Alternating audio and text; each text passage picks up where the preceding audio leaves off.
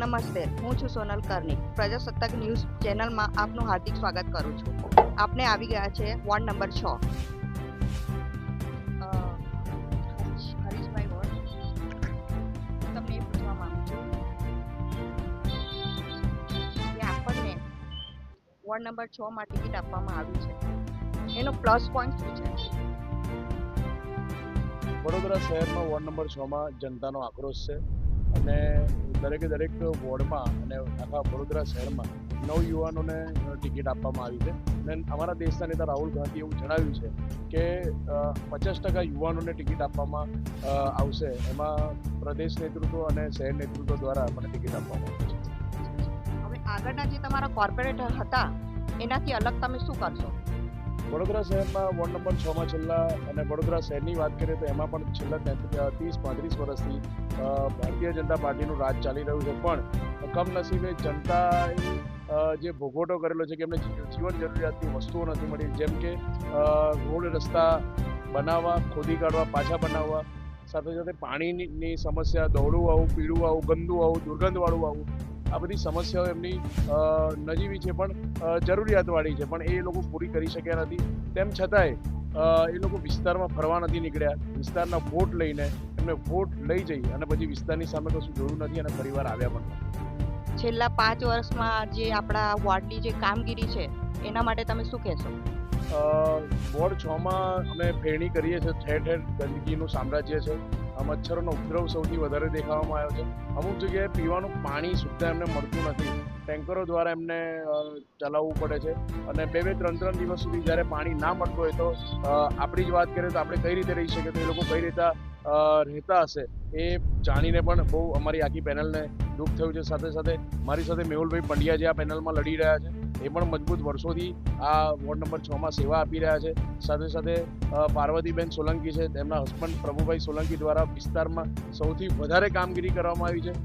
જરૂરિયાતમંદ લોકોને પૂરની સમસ્યા બધી જ્યારે કુદરતી આફત આવી છે ત્યારે એમને સહાયતા કરી છે. સાથે સાથે અમારા જે પૂર્વ મેયર હતા અને ડેપ્યુટી મેયર હતા એવા નિસાર બાપુના ડોટર એવા સંજીદાબેન સૈયદને પણ અમારી પેનલમાં સાથે છે. એટલે જે પેનલ આપી છે બહુ મજબૂત આપી છે અને જ્યારે અમે વિસ્તારની અંદર નીકળીએ છીએ તો જે જન આક્રોશ છે અમને દેખાઈ આવે છે. તમને વોર્ડ નંબર 6માં કોર્પોરેટરની ટિકિટ આપવામાં આવી છે, તો એનું પ્લસ પોઈન્ટ શું છે?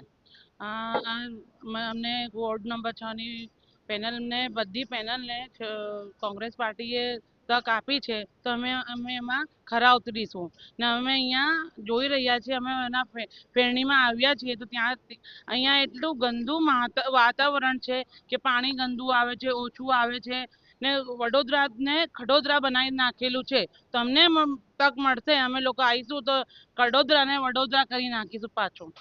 તમારા વિસ્તારમાં આજે ગટર, પાણી, રસ્તાની જે બધી સમસ્યાઓ ચાલી રહી છે તો એનું નિવારણ કેવી રીતે લાવશો? અમે જીતીશું તો એનું નિવારણ લાવીશું. અને તમે જીત્યા પછી જે 100 દિવસ પહેલા જે કામ કરશો એની આગળની તૈયારી કેવી છે? અમારી તૈયારી તો ફૂલ છે. અમને મોકો મળે બસ એટલી રાહ જોઈ રહ્યા છે અમે લોકો. રોનકભાઈ, તમારા મધરને ટિકિટ આપવામાં આવી છે કોંગ્રેસ તરફથી અને તમે એમના પ્રચારમાં ઉતર્યા છો, શું કહેશો?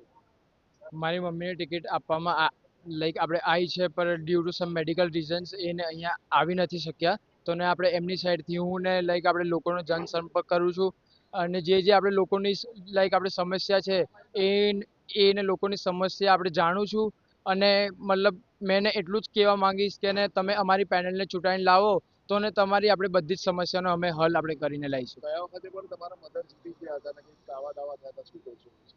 ગયા વખતે આપણે મારી મમ્મીને આપણે જે અપોઝિશન પાર્ટી છે એમને ચીટિંગ કરીને આપણે હાર કેવું કે હાર આપણે બતાવી હતી, પર આને વર્ષે અમને એટલો આપણે વિશ્વાસ છે કે અમે જીતીને બતાવીશું અને પબ્લિકના બધા જ કામ કરીશું. ફોર્મ કરવા ગયા પછી તમારા ફાધરને ત્યાંથી પોલીસ પ્રેશર આપવામાં આવ્યું અને ફોર્મ ખેંચવા માટે પણ દબાણ કરવામાં આવ્યું, શું કહેશો? અપોઝિશન પાર્ટીના તરફથી અમને બી કોલ્સ આવ્યા હતા કે તમે તમારું ફોર્મ આપણે ખેંચી લો પરત, પર કેવું કે અમે આપણે ડરવાવાળામાંથી નથી અને અમે એમને ફેસ આપણે કરીશું અને એમને જીતીને જ બતાવીશું. Thank you. તમને વોર્ડ નંબર 6 માંથી ટિકિટ આપવામાં આવી છે, શું સમસ્યા છે અને કેવી રીતે તમે આગળ વધશો? મને 6 નંબરમાં ટિકિટ આપવામાં આવી છે. મારી સાથે પેનલમાં હું પોતે મેહુલ પંડ્યા, મારી સાથે હરીશભાઈ છગનભાઈ ઓડ ઉર્ફે હેરી ઓડ, સંજીતાબેન સૈયદ અને પ્રભુભાઈના વાઇફ પાર્વતી. કોર્પોરેટર કર્યું જ નથી, અને જો સારું કામ કર્યું હોય તો એ ફક્ત અને ફક્ત ભ્રષ્ટાચારનું છે. એ ભ્રષ્ટાચાર શેમાં કે ડ્રેનેજની અંદર, રોડોની અંદર, લાઇટોની અંદર, અને કોઈ જગ્યા એવી બાકી નહીં કે જ્યાં એ લોકોની કમ્પ્લેન નથી આવી અમને.